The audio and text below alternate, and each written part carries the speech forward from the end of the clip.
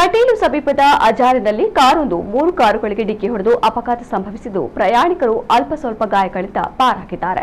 ಕಿನ್ನಿಗೋಳಿ ಕಡೆಯಿಂದ ಕಟೀಲು ಕಡೆಗೆ ವೇಗವಾಗಿ ಚಲಿಸುತ್ತಾ ಇದ್ದ ಕಾರು ಅಜಾರು ಜಂಕ್ಷನ್ ಬಳಿ ತಲುಪಿದಾಗ ಚಾಲಕನು ಕಾರನ್ನ ನಿಯಂತ್ರಣಕ್ಕೆ ತರಲು ಬ್ರೇಕ್ ಬದಲು ಎಕ್ಸಲೇಟರ್ ತುಳಿದಿದ್ದಾರೆ. ಇದರಿಂದ ಕಾರಿನ ವೇಗ ಮತ್ತಷ್ಟು ಹೆಚ್ಚಾಗಿ ಮುಂಭಾಗದಲ್ಲಿ ಚಲಿಸುತ್ತಿದ್ದ ಕಾರಿಗೆ ಡಿಕ್ಕಿ ಹೊಡೆದಿದೆ. ಡಿಕ್ಕಿಯ ರಭಸಕ್ಕೆ ಒಂದು ಕಾರು ಸಹಕಾರಿ ಬ್ಯಾಂಕ್ ಸಮೀಪದಲ್ಲಿದ್ದ ತಗ್ಗು ಪ್ರದೇಶದಲ್ಲಿದ್ದ ಮನೆಯ ಮುಂಭಾಗಕ್ಕೆ ಬಿದ್ದಿದೆ. ಕಾರು ಮತ್ತೆ ಮುಂದುವರೆದು ಮುಂಭಾಗದಲ್ಲಿ ಬರ್ತಾ ಇದ್ದಂತಹ ಮತ್ತೊಂದು ಕಾರಿಗೆ ಡಿಕ್ಕಿ ಹೊಡೆದು ಮತ್ತೆ ಮುಂದಕ್ಕೆ ನುಗ್ಗಿ ಶಾಲಾ ವಾಹನಕ್ಕೆ ಡಿಕ್ಕಿ ಹೊಡೆದಿದೆ. ಎಲ್ಲಾ ವಾಹನಗಳ ಪ್ರಯಾಣಿಕರು ಅಲ್ಪ ಸ್ವಲ್ಪ ಗಾಯಗಳಿಂದ ಪಾರಾಗಿದ್ದಾರೆ ಎಂದು ತಿಳಿದು ಬಂದಿದೆ. ಅಜಾರು ಜಂಕ್ಷನ್ ಇತ್ತೀಚಿನ ದಿನಗಳಲ್ಲಿ ಅಪಾಯಕಾರಿಯಾಗಿ ಪರಿಣಮಿಸಿದೆ.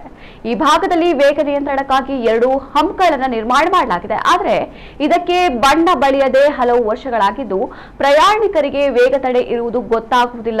ಈ ಕಾರಣದಿಂದಾಗಿ ಹಲವು ಅಪಘಾತಗಳು ಸಂಭವಿಸಿವೆ. 2 ದಿನಗಳ ಹಿಂದೆ ಇಲ್ಲೊಂದು ಅಪಘಾತ ಸಂಭವಿಸಿ ಮಹಿಳೆಯೋರ್ವರಿಗೆ ಗಂಭೀರ ಗಾಯಗಳಾಗಿದ್ದವು. ಆದಷ್ಟು ಬೇಗ ಈ ಹಂಪ್ಗಳಿಗೆ ಬಣ್ಣ ಬಳಿಯದಿದ್ದಲ್ಲಿ ಇನ್ನಷ್ಟು ಅಪಘಾತಗಳು ಸಂಭವಿಸುವ ಸಾಧ್ಯತೆ ಇದೆ ಎಂದು ಸ್ಥಳೀಯ ಜನರು ತಿಳಿಸಿದ್ದಾರೆ.